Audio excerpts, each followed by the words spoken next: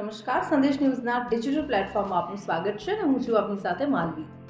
Sim card ખરીદવાનો નિયમ બદલાઈ ચૂક્યો છે. જો ના ખબર હોય તો તમે પણ જાણી લેજો, કારણ કે પીએમઓએ ટેલિકોમ ડિપાર્ટમેન્ટને એક જરૂરી નિર્દેશ આપ્યો છે, જેના અનુસાર હવે નવા સિમ કાર્ડ કનેક્શન માટે આધાર બેઝડ બાયોમેટ્રિક વેરિફિકેશન ફરજિયાત કરી દેવામાં આવ્યું છે. આ પગલાંનો ઉદ્દેશ એટલો જ છે કે નકલી દસ્તાવેજોના માધ્યમથી મળેલા મોબાઈલ કનેક્શનના વધતા ખોટા ઉપયોગ રોકાઈ જાય. મહત્વનું છે કે નકલી દસ્તાવેજો દ્વારા ગેરકાયદે સિમ કાર્ડ ખરીદવામાં આવતા હોય છે અને પછી ખોટી રીતે તેનો ઉપયોગ પણ થતો હોય છે. પહેલા યુઝર્સ નવું મોબાઈલ કનેક્શન મેળવવા માટે કોઈ પણ સરકારી આઈડી જેમ કે વોટર આઈડી અથવા તો પાન કાર્ડનો ઉપયોગ કરતા હતા. જો કે હજુ પણ નવા સિમ કાર્ડને એક્ટિવ કરવા માટે આધારના માધ્યમથી બાયોમેટ્રિક વેરિફિકેશન જરૂરી છે.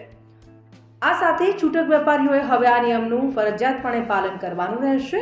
ટેલિકોમ સેક્ટરની હાલની સમીક્ષા બેઠકમાં આ નિર્ણય લેવામાં આવ્યો છે, જેમાં જાણવા મળ્યું છે કે જે કૌભાંડ થાય છે નકલી સિમ કાર્ડ એમાં મહત્વની ભૂમિકા ભજવે છે. ઉદાહરણો પણ એવા સામે આવ્યા છે જ્યાં એક જ ડિવાઇસથી અનેક સિમ કાર્ડ જોડાયેલા હતા, જે ટેલિકોમ નિયમોનું ઉલ્લંઘન કરી રહ્યા હતા અને સાયબર ફ્રોડને પ્રોત્સાહન પણ આપી રહ્યા હતા, જેથી કરીને હવે કડકાઈથી કાર્યવાહી પણ થશે.